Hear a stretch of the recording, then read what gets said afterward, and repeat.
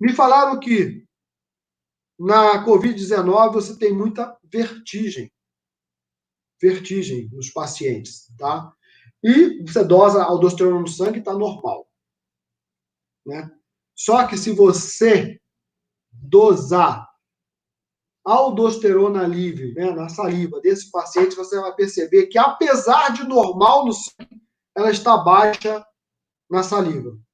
Ela está baixa na forma livre. O que pode estar acontecendo? Essa aldosterona não está sendo produzida? Tá. Então vamos só pensando sempre assim. No sangue não está normal? Então ela está produzindo.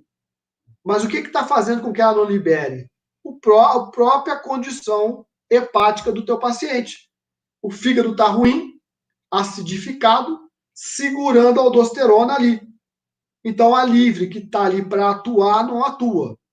Tá? Então teu paciente tem sintomas de hipocortisolismo devido à aldosterona livre baixa. Muita gente é assim. Tá? O que está acontecendo? Quando você tem aldosterona muito baixa, tá? Os receptores de aldosterona ficam livres. E o cortisol, o nosso cortisol produzido para a nossa adrenal, liberado do CBG do sangue, cai nos nossos tecidos, ele tem uma afinidade pelo CBG, pelo receptor de aldosterona, 10 vezes maior do que a própria aldosterona. Ou seja, se tivesse os dois em quantidades naturais, o cortisol ainda compete mais ainda do que a própria aldosterona. Se a aldosterona estiver baixa, parte do seu cortisol procura receptor de aldosterona. E o que acontece com isso? Uma enzima, a 11-beta-hidroxisteroide desodinase tipo 2, ela vai pegar teu cortisol e transformar em cortisona. E ele vai agir como se fosse um mineralocorticoide. Não vai agir como cortisol. Então, quando você tem um cara com aldosterona baixa, além de todo o problema de se sentir, levantou-se, fica tonto, tem vertigem, não consegue ficar de pé, ele também tem alterações relacionadas à baixa de cortisol, porque o cortisol dele, que está sendo produzido normal, está virando cortisona. Então, olha só, importante lembrar disso. Um cortisol produzido, roubado para cortisona. E aí você tem sintoma de quê? De hipocortisolismo, mesmo produzindo. Colhe no sangue está normal. Dosa na saliva está baixo, tanto ele quanto a aldosterona. Por isso que eu sempre falo para vocês. Lúcio, eu vou dosar cortisol, curva de cortisol para ver fadiga adrenal. Eu sempre falo, tem que ter aldosterona junto. Cortisol salivar com aldosterona salivar. Porque, às vezes, o problema está na aldosterona salivar, que está baixa. Tá? Então, o que acontece? Muita gente fala em utilizar a licorice, né? E aí você, quando vai estudar sobre isso, você percebe que na maioria das fórmulas para fadiga adrenal, tem o tal do licorice. Sim, funciona. O licorice bloqueia esta enzima. A 11-beta é bloqueada por licorice. Então, você terá um paciente que deixa de perder seu cortisol livre para virar cortisona. Licorice não aumenta cortisol. Licorice não deixa seu cortisol virar cortisona. A sua adrenal não vai produzir mais cortisol porque você usou licorice. A sua adrenal continua produzindo cortisol. Só que o licorice não deixará que teu cortisol se perca. Essa é a diferença na história. Só que tem um detalhe. Quando eu comecei a dosar aldosterona, eu percebi que realmente 40% das pessoas que fizeram exames com a gente tinham realmente baixa de cortisol, de aldosterona. 49% estavam normais. 10% tinham elas alta, ao contrário. Ou seja, quase 60% dos pacientes que fizeram exames com a gente não e tinham sintomas de fadiga crônica, de sintomas e sinais de hipocortisolismo, não precisavam de tomar licorice. Não deviam nem passar perto do licorice. Por quê? Vamos de novo. A enzima 11-beta, lá, ó, a enzima, ela não está ali porque ela é malvada, quer roubar teu cortisol para transformar em cortisona para roubar para outro lugar. Ela está ali para evitar o excesso de cortisol livre. Cortisol é tão importante ser controlado que quando ele é produzido, ele cai no sangue e fica preso no CBG, que libera um pouquinho para você usar todo dia. Essa que é a filosofia de você fazer um transdérmico ou um oral de hidrocortisona, bem pouquinho todo dia. É aquele pouquinho que se liberaria, tá? E aí, e como é 10% do que você produziu, se você produz 20, você não tem que usar 20 por dia de hidrocortisona, né? Então, esse pouquinho que é ali, então ele é seguro ali para te proteger e é liberado para trabalhar. E o que não trabalha, vai procurar problema, é neutralizado em cortisona pela enzima 11-beta-hidroxisteroide. Por isso que ela existe. Só que se você não tiver aldosterona, ela fica livre e você perde mais cortisol. Então, acontece isso. Então, se você dá licorice para um paciente que não precisa, você aumenta a quantidade de cortisol livre circulante, porque ele não vai ser neutralizado, vai sobrar cortisol livre, vai aumentar a aromatase, vai lesar cérebro, vai causar problemas com problemas ósseos, excesso de cortisol livre.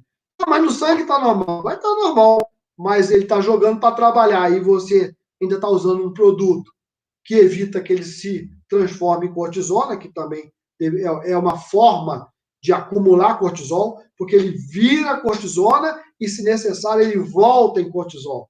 Só que você está atuando com um produto que não deixa esse ciclo acontecer. Tudo isso pode acontecer com vocês no consultório de um paciente pós-Covid. Um paciente pós-Covid, ele pode apresentar essa situação de licorice, de aldosterona muito baixa. E às vezes é só dar licorice. Não é entrar com fluocortisona de cara. Ele não tem problema para produzir aldosterona, ele tem problema para liberar aldosterona, tá? Então sempre começa pelo mais simples. Então aqui é só um quadro para vocês verem o que acontece, olha lá. Você, com licorice, você quebra, né? E o cortisol continua livre, atuando. Lembrar que ele não aumenta, ele só mantém. Aqui para vocês acho que a aula vai ficar para vocês depois, são situações de efeitos colaterais com o uso de licorice, tá? Quando não precisa. Ah, o aldosterona eu que inventei? Não, eu que comecei a dosar no Brasil. Lá fora nem se dosa muito, nem se preocupam com isso. Mas olha, trabalho de 1979, o pessoal já se preocupava com a aldosterona. Da nossa aldosterona toda do nosso corpo, 70% dela fica presa no sangue. 30% é liberada para agir. Se teu sangue está acidificado, se teu CBG, seu CBG está acidificado, não tem 30% trabalhando. E aí você tem toda a sintomatologia de aldosterona baixa, mesmo no sangue normal. Por isso que para vocês deve ser complicado quando vocês dosam hormônios no sangue, só no sangue, porque às vezes dá normal e você não entende, o paciente está com toda a clínica, né? Aí é isso. O que eu estou falando para vocês, eu já fiz 388 mil exames salivares. Tudo o que eu estou te falando para vocês, vem do que vem acontecendo, do que eu venho conversando com vocês dia a dia, porque o que mais tem é a discussão entre nós do laboratório e os médicos, os prescritores, né?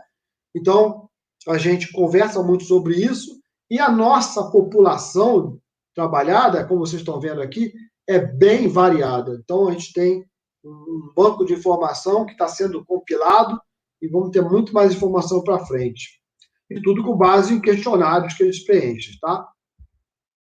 Bom, Então, de novo, alterações de cortisol, levando a transtorno afetivo, hipertensão, colite, né? Depressão, transtorno pós-traumático. E aí eu queria falar para vocês rapidamente como é que vocês vão saber diferenciar isso aí, tá? Então, sintoma de hipocortisolismo pode ser mesmo falta de produção de cortisol. Pode ser um Addison, tá? As adrenais são extremamente vulneráveis, elas são muito vulneráveis a todo tipo de problema que a gente enfrenta, qualquer tipo de estresse químico, estresse psicológico, tá? Então, elas, né, a córtex, né, elas têm um problema muito sério com gordura, elas são feitas de gordura, então tudo que é tóxico acaba parando na adrenal, né, isso aqui é só mais para eu lembrar de falar para vocês que como todo o sistema vascular, né, que irriga a adrenal, ele é único e muito sangue passa por essa adrenal, então deveria levar só nutrientes e oxigênio, mas leva toda a gama de tóxicos, inclusive dos medicamentos que a gente utiliza, né, e dos próprios hormônios que a gente produz, porque o hormônio também estressa a córtex adrenal, oxida, né? Então, vamos lá? Então, olha lá, que eu falei, o alto fluxo de sangue não é importante só para transportar. Ela leva também toxina. Então, destrói essa sua córtex. Então, você vai ter falta de produção. Vamos lá. Se você está estressado, você está produzindo mais cortisol na própria adrenal, e esse excesso de cortisol que não é utilizado vai retornar para a adrenal via sangue e vai intoxicar a sua adrenal. Então, um ciclo vicioso aonde ela está sendo bombardeada por todo tipo de esteroide, mais os corticoides que são utilizados e os medicamentos todos que são utilizados num tratamento como é que tem que ser o tratamento da Covid. Então, aqui você tem superóxido de glutase, catalase, vitamina D, glutationa, vitamina C, tudo isso deveria ser utilizado agora, antes mesmo da gente, se for o caso, ter um contato com o vírus. Porque isso faz com que sua adrenal esteja protegida desse estresse que vem quando, logo depois que você é atacado pelo vírus, o próprio vírus vai atacar a sua adrenal. E tudo que você tem que tomar de medicamento vai atacar a sua adrenal, podendo causar falta de produção, né? Isso vai acontecer, já está acontecendo. Então, é interessante que pessoas que são propícias a ter um problema com a Covid-19, né? São as pessoas que teriam maiores problemas, os diabéticos, os idosos, né? Ou naquela família muitas pessoas se adoecem, então tem uma questão genética no meio também que pode existir, seria interessante dar suporte para essas pessoas. Ah, mas eu faço o ACTH dá normal. Vamos lembrar o seguinte, o ACTH vai estar normal mesmo a adrenal trabalhando metade da força que ela tem. Então, a adrenal, a ACTH, não vai te ajudar muito na questão de sinais e sintomas do eixo HPA. Ele é muito bom para você estudar o Addison. Aqui, aquilo que eu falei, ó. Tudo isso na literatura mostra que você pode ter vários tipos de sinais, de sintomas, iguais, idênticos. Olha aí. Idênticos com cortisol alto ou diminuído. Então, até a arritmia cardíaca pode estar presente com cortisol alto ou diminuído. A única coisa que na literatura eu achei que tem diferença é na fibromialgia, você tem quase sempre o cortisol livre diminuído. Entendeu? E nas outras todas você vai encontrá-lo das duas situações. Então não ajuda muito. Então, olha lá. Como é que eu vou saber se o meu paciente tem problema de produção ou liberação de cortisol. Problema de produção de cortisol, você pesquisa no sangue. Isso já existe desde sempre na pesquisa da insuficiência adrenal. Então, você vai pesquisar uma coleta de sangue entre 8 e 9 da manhã. Não adianta colher fora desses horários, porque a padronização de resultado para essa identificação de fadiga de Addison é entre 8 e 9 da manhã. Tá? Aonde, se der menor que 3,5 em 2 dias diferentes, você vai ter que fazer outras pesquisas mais apuradas para saber se o rapaz, a pessoa, realmente tem a insuficiência adrenal. E você quer saber se o problema é cortisol livre, bioativo, você vai para a saliva ou para a urina, de 24 horas. Tá? Então, você tem aí, seu paciente tem hipocortisolismo ou uma fadiga crônica por disfunção. Então, você colhe no sangue cortisol, sulfato de DEA e aldosterona. Por que eu falo sulfato de DEA e DEA? Gente, sulfato de DEA não é DEA. Sulfato de DEA é DEA sulfatado. Ele está ali para circular com facilidade no sangue, porque o DEA é em menor quantidade, tá? E ele é o ativo. O sulfato de DEA é o inativo, é uma reserva, que pode vir a voltar a ser DEA ou não. Isso depende do seu corpo. Então, não tem correlação. Vocês não vão achar correlação. Sulfato de DEA alto, DEA vai estar alto. Não está acontecendo isso, não. E se o paciente tiver dificuldade de sulfatação, ele é um ótimo marcador. Se der o DEA normal, sulfato de DEA baixo, o paciente tem dificuldade de sulfatar. E se ele não sulfata DEA, ele não sulfata estrogênio também. E aí você pode ter um problema devido a isso. Então você dosa no sangue e depois você também dosa na saliva. Na saliva você não dosa sulfato de DEA. É possível, existe, mas não precisa. Por quê? Na saliva você quer pesquisar quem está ativo. Sulfato de DEA não é ativo. Então você vai colher os 3 e vai fazer uma comparação para chegar à conclusão do que está acontecendo com o teu paciente. Então vamos lá, ó. O sangue, isso aqui eu tinha falado, vamos lá. Cortisol baixo, DEA baixo, aldosterona baixa no sangue.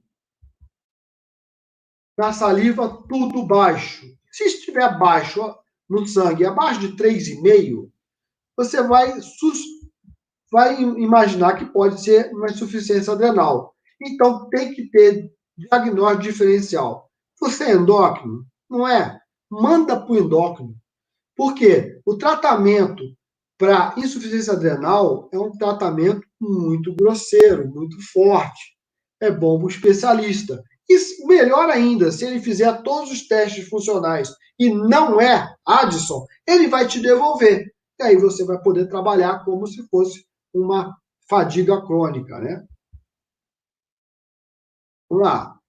Se você tem tudo alto no sangue e tudo alto na saliva, pode ser Cushing.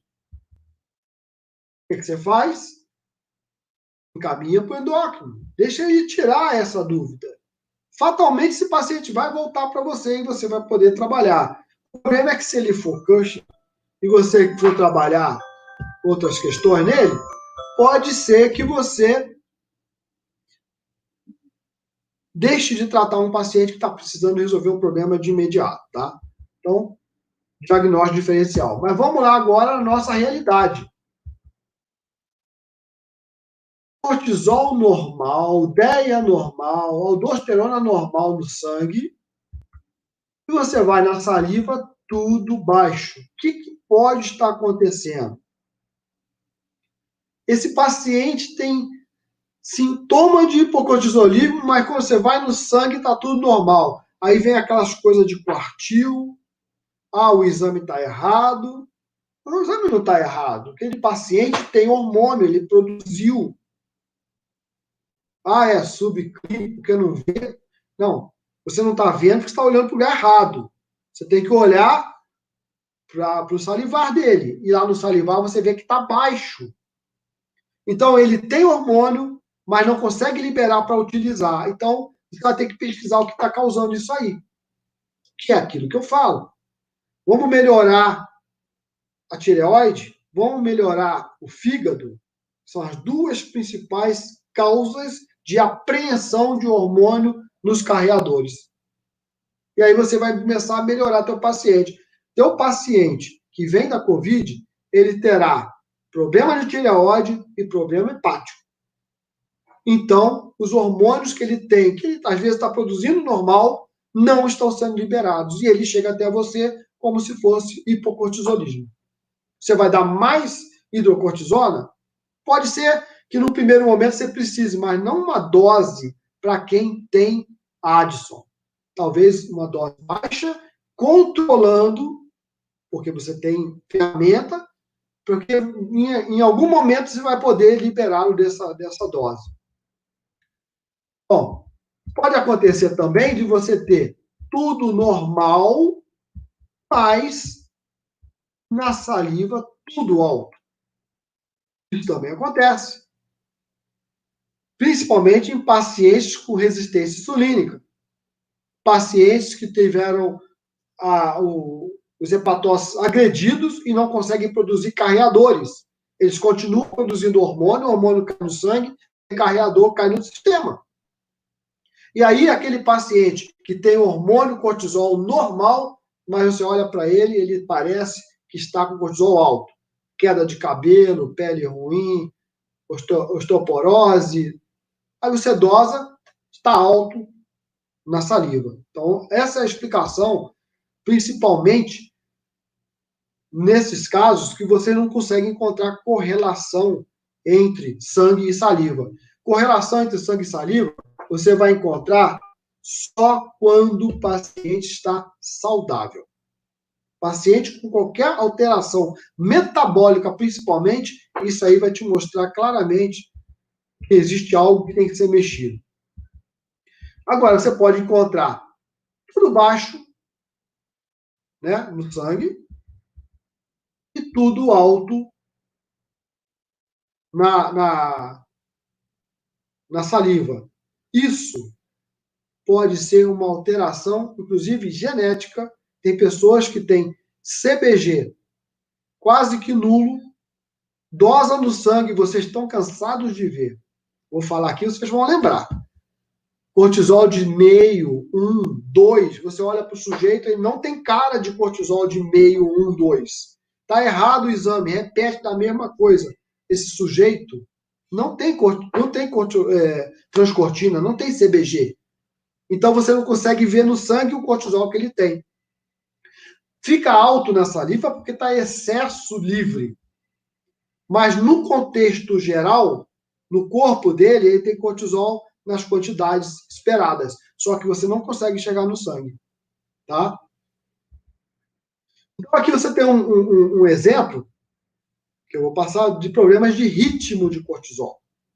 Ritmo de cortisol também traz muito problema no diagnóstico e vai trazer problema também no diagnóstico pós-Covid, porque muita gente não consegue dormir pós-Covid. E aí vocês vão entender por quê. Olha só, o paciente com sono noturno, falta de energia, olha aí a mitocôndria de novo, depressão, diarreias frequentes. Várias pessoas têm diarreia pós-Covid por muito tempo, tá? Diminuição da libido, aumento de circunferência abdominal, sensação de incapacidade, diminuição da massa muscular, sonolência. Aí você dosa o cortisol do sujeito, vocês estão vendo aqui a bolinha, ó, deu baixo de manhã. Tinha que estar aqui no meio dessas bolinhas pretas, aqui no meio, deu baixo. Ah, tá vendo? Aqueles sintomas todos ali que ele apresentou, eu posso dar hidrocortisona, porque o problema dele é cortisol baixo. Só que se você olha o cortisol da madrugada, ele está completamente fora do esperado. O cortisol da tarde está muito alto e o da noite está muito alto. Ou seja, um sujeito com alteração de ritmo de cortisol, que pode ser por medicamento, dependendo da hora que ele está utilizando, você tem diminuição de CBG, liberação de cortisol. Pode ser porque ele come errado na hora errada, né? Carboidrato fino em excesso, aumenta a insulina, aumenta a glicose, que vai aumentar cortisol, tá tudo ligado. Então, ele tem uma alteração de ritmo, e se ele for no consultório, ele vai falar para você assim, ó, eu de manhã não sou nada e não consigo dormir. Todo mundo vai pensar em fadiga adrenal. Não, ele está depauperado porque não consegue dormir. E ele tem o ritmo de cortisol completamente alterado. Onde ele tinha que estar com o cortisol mais alto pela manhã, pelo menos, se ele não era assim desde que nasceu, vamos tomar cuidado com isso também. Tem gente que desde que nasce, o ritmo dele de manhã é péssimo. Nós estamos falando de um paciente que não era assim, tá? Muito cuidado com isso, para não mexer num ritmo que já é nato, tá? Mas nesse caso, esse paciente não era, procurou por causa disso. Então, olha só, esse caso é real. Ele tem um total de cortisol de 43, normal até 25, no caso do cortisol salivar, ele tem 43 com sintomas de quem não tem cortisol. Muito cuidado. E para piorar, a gente viu que ele escreveu lá que ele usa Vertix. Pô, quem usa Vertix tem o quê? Vertigens, né? A aldosterona dele baixa, causando isso. Então, muitos pacientes que estão se apresentando com as vertigens, pode ser por causa da aldosterona, nas alterações metabólicas geradas pós-Covid, pós-tratamento e pós a própria doença, tá bom? Então, aqui é só para a gente ter uma ideia. Tempos de falta de dinheiro, botar dinheiro aqui é meio doido, né? Banco é onde você produziu o cortisol, é o sangue guarda ali. A transcortina é o seu gerente. Você armazena cortisol no sangue. Se todo o cortisol que a gente produz ficar livre, a gente tem problema. Todos os problemas do hipercortisolismo. Você todo dia acessa o seu sangue e busca cortisol livre para usar, que é em torno de 1 a 10% do seu cortisol que está armazenado. Essa relação é que está sendo prejudicada pós-Covid. Você não tem conseguido buscar os seus 10%, mesmo tendo cortisol no sangue. Então, quando a paciente apresentar sintoma de hipocortisolismo, você fez o sangue, deu 15, deu 20, se você não fizer saliva, não quiser fazer saliva, imagine que, apesar de 15 e 20, teu paciente não está conseguindo acessar pelo menos 5% desse cortisol. E aí ele não tem todas as reações. Vocês sabem que o cortisol é um hormônio permissivo. Nós precisamos dele mexendo com todos os receptores. Ele sensibiliza o receptor de todos os nossos esteroides. Se você não tem cortisol livre atuando, não adianta ter testosterona normal na saliva, não adianta ter estradiol normal na saliva, porque eles não agem por falta de sensibilização. Então, se você mexer com isso, você vai acabar tirando tudo e ficando sem o cortisol. Então, tem que tomar muito cuidado com isso. O que vai alterar essa relação sua? O que não deixa você liberar? A intoxicação, a temperatura, a acidez do teu corpo, mutações genéticas estão envolvidas, inflamação, glicação. Então, se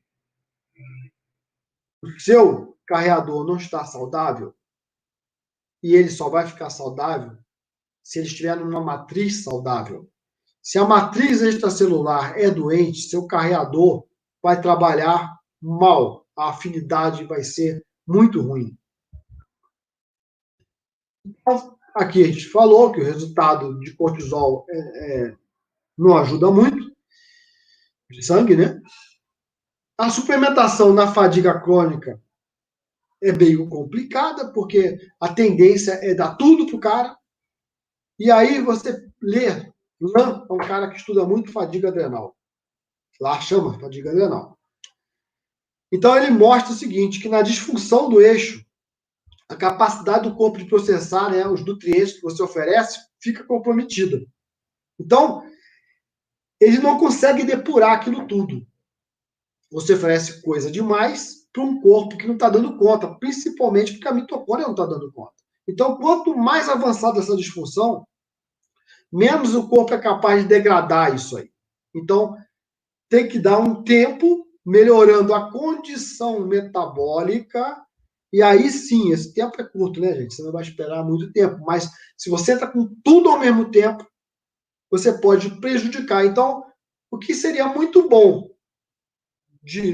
nutricionalmente falando, né, você pode transformar aquilo em tóxico. Então, é muito perigoso isso aí. E aqui, só para lembrar que para você pegar colesterol e transformar em pregnenolona, você precisa de mitocôndria funcionante. Tá? E para você transformar progesterona em cortisol e aldosterona, isso aí é uma outra história, mas é por aí que vem, você precisa de mitocôndria. Então, não adianta oferecer vários hormônios, né, na tentativa de restabelecer o sistema, se você não atuar sobre mitocôndria, tá bom, gente? E é isso que a gente tem visto aí acontecendo antes da Covid. Cuidem-se. Cuidem da sua adrenal, né? E cuidem de sua mitocôndria. São duas situações, uma onde nasce o cortisol, impulsionado pela outra, pela mitocôndria, e o próprio cortisol que dá condição, dá o start dessa mitocôndria funcionar. E aí, gente, era isso que eu tinha para falar para vocês. Eu acho que eu consegui falar em quase 1 hora.